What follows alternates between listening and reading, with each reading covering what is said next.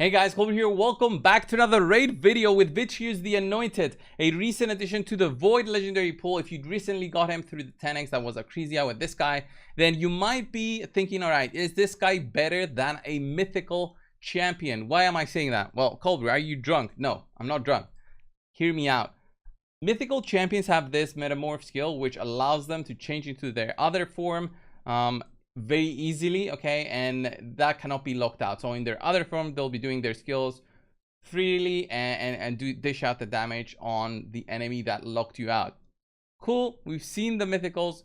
They weren't that exciting, to be honest, and we don't see them that often because of the very low rates that they have. All right, but Vitrius has a very interesting kit. All right, his passive especially is what makes him so cool. He's got a very high base attack, meaning giving him attack percent brings in his attack to tremendous levels. You can possibly get him to over 10,000 with godly gear. And speed, you don't need as much speed, although speed is usually required regardless of what your kit has. So even Rotos, who has an extra turn in his kit, is still run with high speeds in live arena especially. I'm running him with these stats: 270, 195 speed, and 8,000 attack. No empowerments, no blessings. Those, of course, would have made him godly in terms of the stats.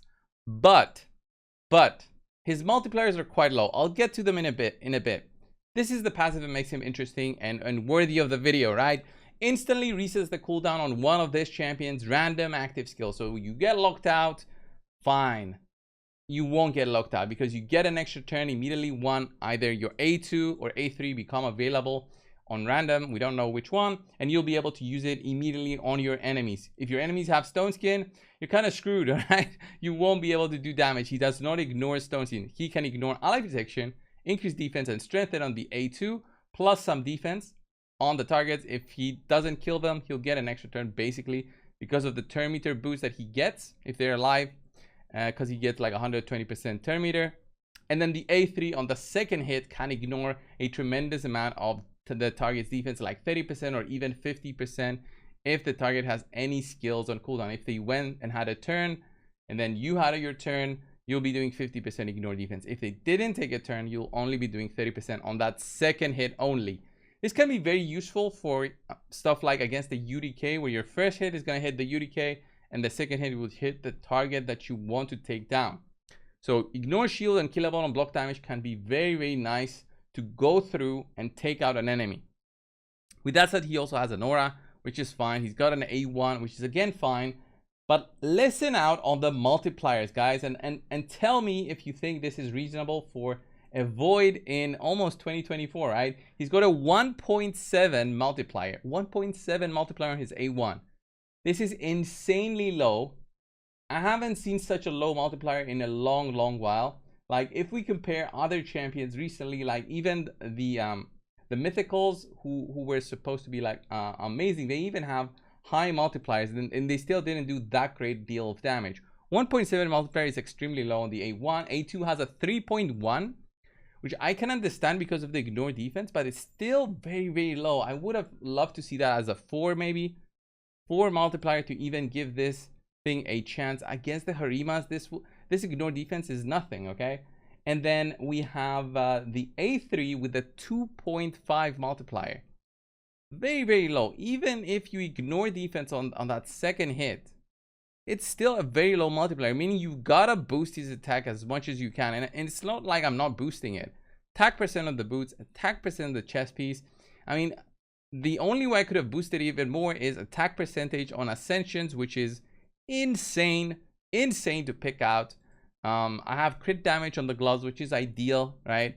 And then you would be looking for attack ideally as ascensions, added ascensions, attack percentage wherever you can, let's say on the helmet, on the weapon, and then wherever possible. Great attack percentage on the rings, attack in the amulet, and then an attack amulet. It's like what I have, but even better. If I could roll them better, I would have given him that, right? In terms of masteries, I went Helm Smasher. You can go definitely for Deterrence and Retribution if you want to. So those are very possible to use, right? With all of these being said, how does he fare in everywhere? I don't think you're going to use him in anywhere campaign, dungeons, faction wars, even though he does something against bosses like more max HP damage on bosses and he can also apply decreased speed on bosses. You will not see him against bosses. Maybe something like the Dark Fae over here on the Doom Tower. You might see him in there. Can be useful against killing your own team, right? But his whole kit just screams, use me in PvP, right? Use me against the Yumiko or a Warlord. So that's where I'm going to be doing the testing. That's what I want to see in play right now. There were some defenses here with the Yumiko that I wanted to test out. Some of them are very tanky. I've tested them out already. I think there was one by Diadia or whatever his name is. There he is. Okay, it's like a cool setup here. I'm not gonna use this setup, although I would love to use it because I think I'm faster than him and I'll lock him out. So it's pretty an overview showcase. What I want to show is something like this. Yeah, let's just go with something like this, which I tried using Godseeker with her reset on his passive, and if he had his cooldowns decreased, he gets an extra turn, so his passive goes on cooldown. So it doesn't work very well with Godseeker, although on paper I thought I could make something cool. I have a Kaimar here with high resistance, which is another method to use against Yumikos, so have that in mind. So here we're just gonna get some turn meter boosted. I still think we're gonna get locked out. There we go.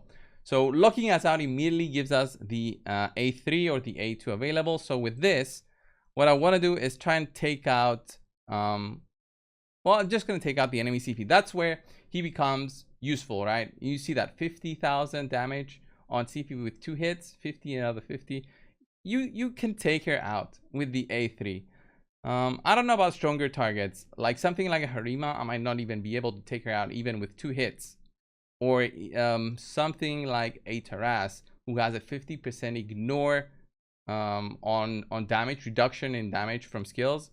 So here we try to remove some buffs from them. So I can even reset my cooldowns here. Since my passive is on cooldown, I'm not gonna get an extra turn there with my boy here. So let's see, get some damage. I don't think this guy was built out, so here I would have been dead by now if this was properly geared. So let's see the A2 damage here. We remove the buff. By the way, that was a risky move. I think, yeah, Prince Kaimar had a polymorph, so he's first in line. So the polymorph could have sheeped us, and then no damage would have been dealt on the other target. So that was a risky move. All right, this is another example of a fight here. I would go, let's say with this team, I would try to lock them out. They have a lockout themselves. They have a UDK very strong. Harima is very strong. This is a very strong defense to try and fight. It will take us a long time to even do something. So here we lock them out. We don't put our passive on cooldown, by the way, because we didn't have anything to reset. But here we go reset because I wasn't speed tuned, and this Yumiko seemed to have resisted me or something. So I have the A3 available. So the A3 will now ignore shield, unkillable, block damage. And the first hit is going to go on UDK. And then the second hit will go on... I'm going to try the CP, but remember Harima passive. So even the ignore defense will not be that great. So I wonder... There was the second hit there, 27k. So these kind of against these kind of setups, you do basically nothing with such a low multiplier. Such a low multiplier. Because his kit... The idea behind this kit is that you are trying to go against the UDK, okay? That's what you're trying to do. With the first hit not doing anything and the second hit doing the things. All right, the same thing with his A1. The second hit is doing the important stuff. So I'm just basically now just waiting to either revive and then slowly try to do something against these enemies. But it's very difficult to fight things such as a Harima with this guy.